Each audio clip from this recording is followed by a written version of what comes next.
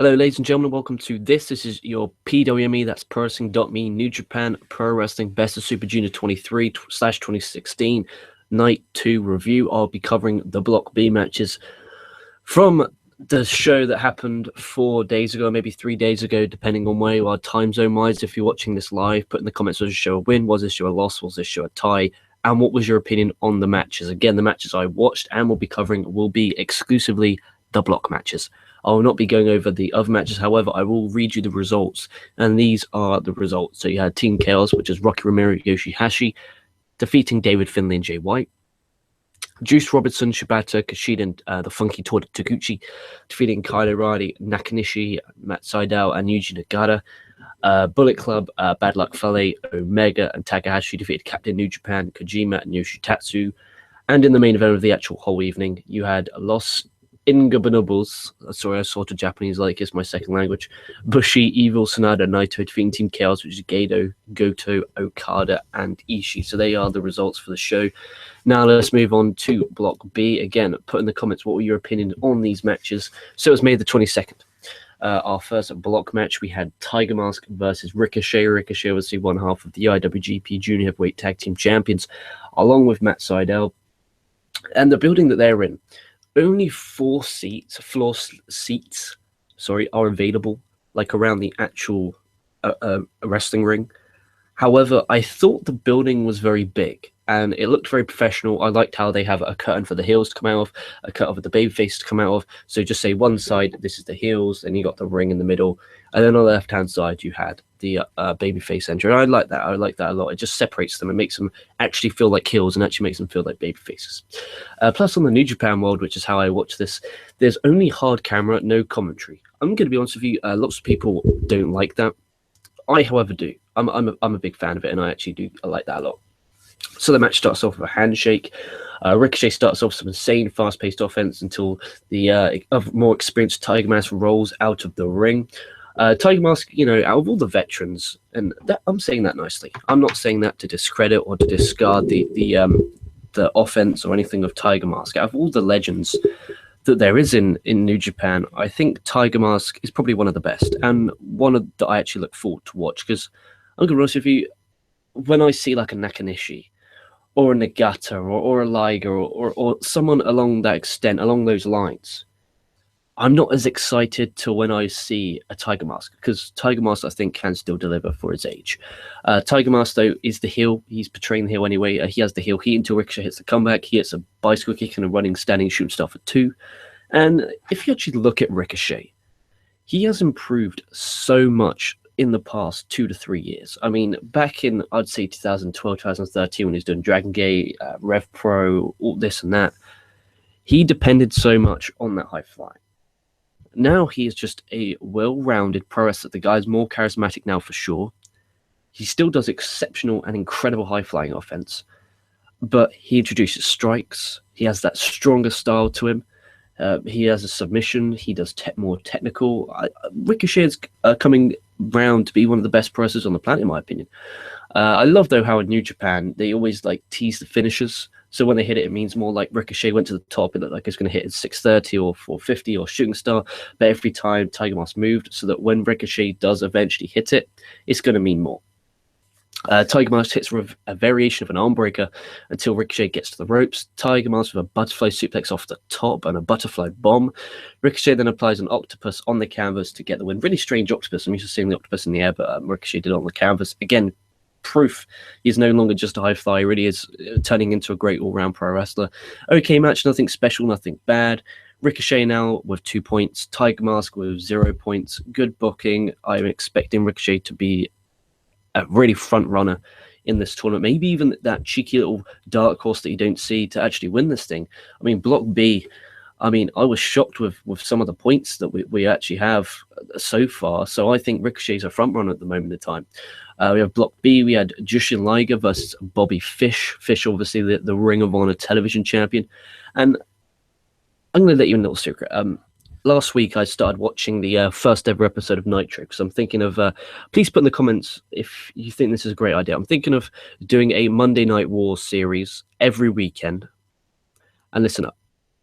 It will be starting from the very first Nitro comparing that to the Monday Night Raw that took place at exactly the same time. If you'd like that, I'll do that. And then we're also going to cover the pay-per-views.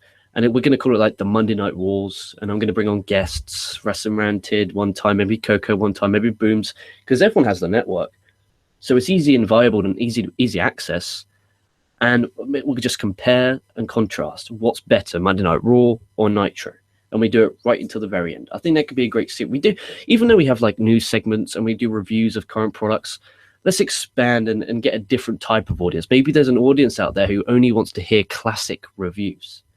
You know, I think that could be great. And if you are up for that, please put in the comment section below if you would like a Monday Night Wars series dating back to the summer of 1995. I'm already halfway through that Nitro in case you like that program. Fish, that was the original point I was trying to make before I went off on about 16 different tangents as per usual. I was watching the first ever Nitro, and Liger versus Pillman was the very first match on the very first edition of Monday Nitro 22 or 21 years ago. Most careers don't last 15 to 20 years. This guy was wrestling in his prime then. He's still wrestling now at a very high standard. And it's just a testament and credit to the shape he stays in. Fish starts off with a leg bar. Liger then grabs the ref's leg to get him off. To basically, imagine Liger's in a leg bar. He's basically grabbing the ref like, get him off me. Really, really funny stuff. And Fish, you know, he isn't the best wrestler on the planet. I'm not saying he sucks by any shape of the imagination. He is a good pro wrestler. But I think he is one fucking hilarious son of a bitch. Example, Fish gets Liger, dumps him on the floor, gets in the ring. He's like, count, come on, damn it, count. It's just fucking hysterical. Liger applies a surfboard stretch, and you hear Fish at the top of his lungs, oh shit. Really, really funny stuff. They both exchange rope hits and shoulder tackles, and they both just chat shit to each other as they do, saying, you go, no, you go. Fine, I'll go. And Fish just stops and swipes Liger's leg. Really, really funny stuff. Fish with a heel heat, working the leg. Liger, best tilt the world in the business, it's got to be said. Liger with a leg 1 for 2, a hurricane run off the top for 2, but Fish holds on and Liger lands, sells the leg because you remember Liger was working the leg earlier on in the match with the leg bar.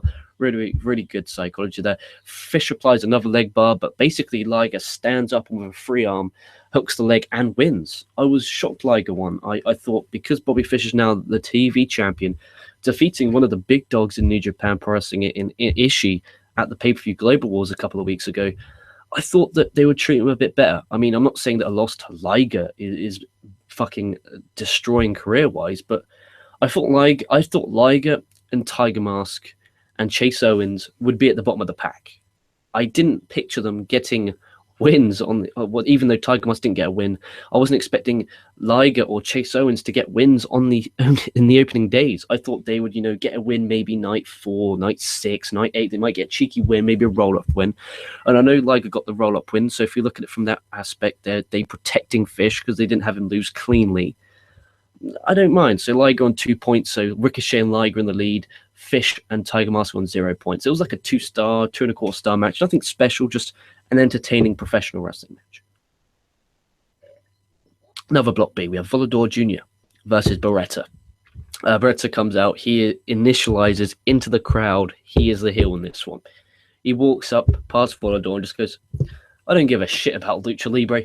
Just really loud, just like that. Absolutely hysterical. It really, really was. The match started off with some nice, fast-paced technical hold until Beretta hits a running double foot stomp off the apron to the floor. Volador takes off his trousers and he's wearing traditional wrestling trunks and starts flying around, including an awesome running flip over the top to the floor. Volador then hits an awesome super kick and a backcracker for 2.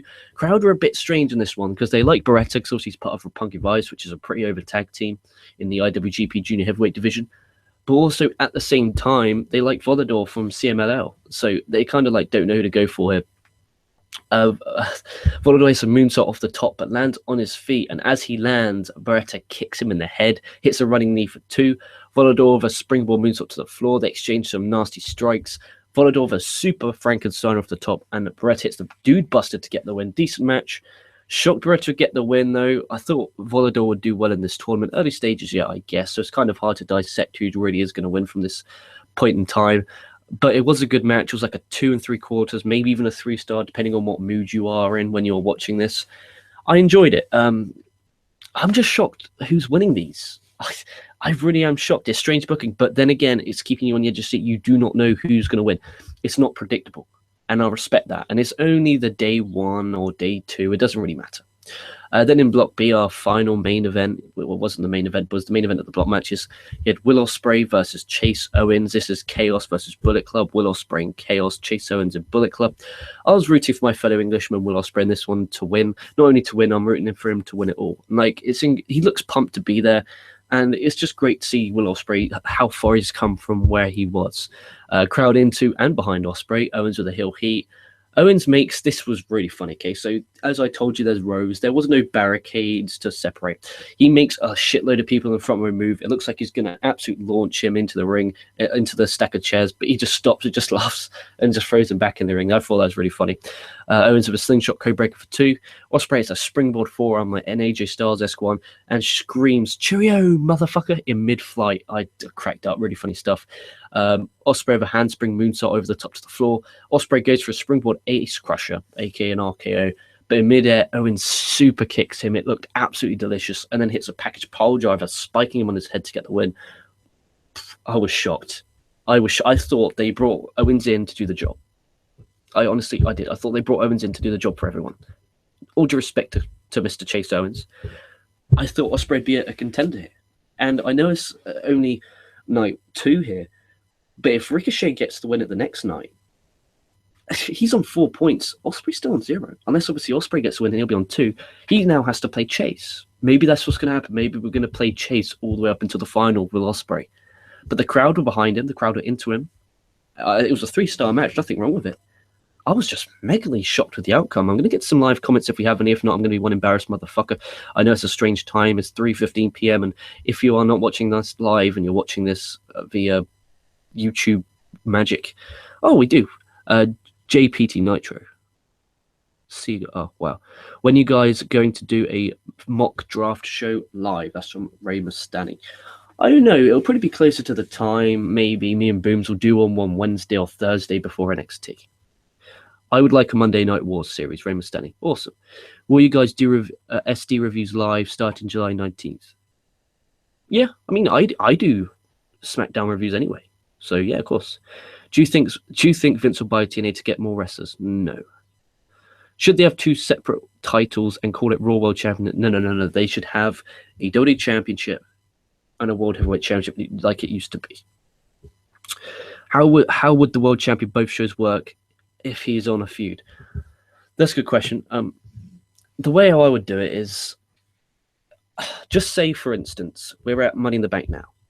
At Money in the Bank, 2 weeks prior to Money in the Bank, on Raw, I'd have a number one contenders match. On SmackDown, number one contenders match.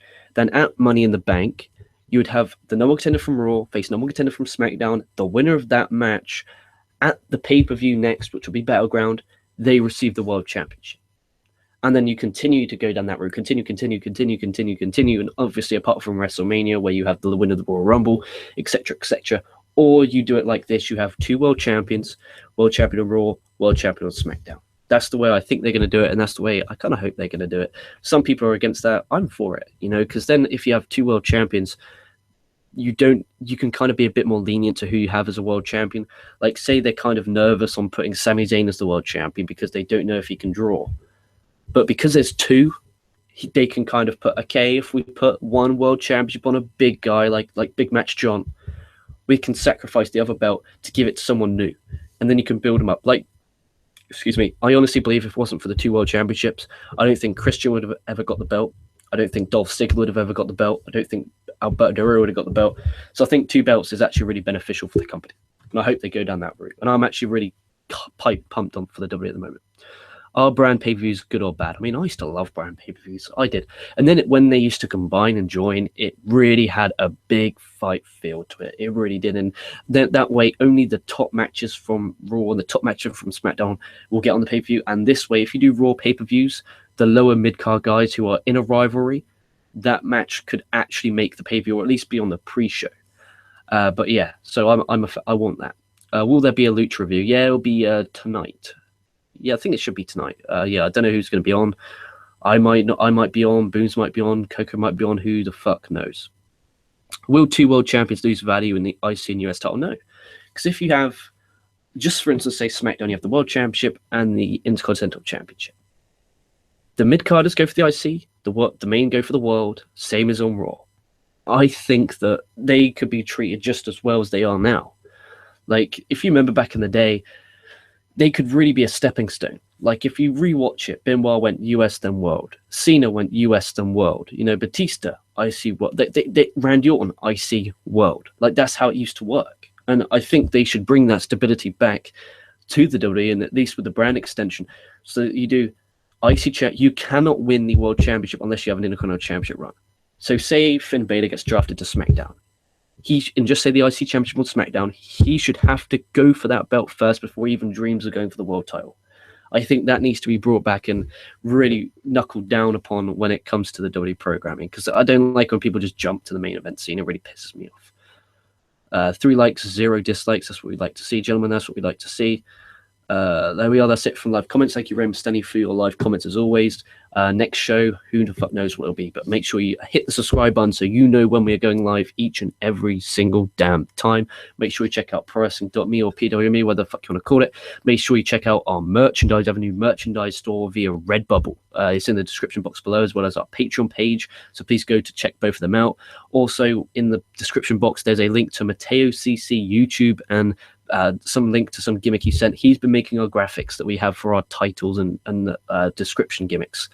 So I want a big shout out to him. Thank you very much for the hard work you've put in there. Tomorrow I'll be back with a New Japan Better Super Juniors 23 Night 3 review, so be on the lookout for that. Also, Lucha review coming for you, SmackDown review coming for you, so make sure you damn hit that subscribe button so you know when we are going live. Thank you for live commenters. Thank you if you've commented below. Stay safe, stay well. Have a great Thursday. This has been LK, and I'll catch your asses down the line.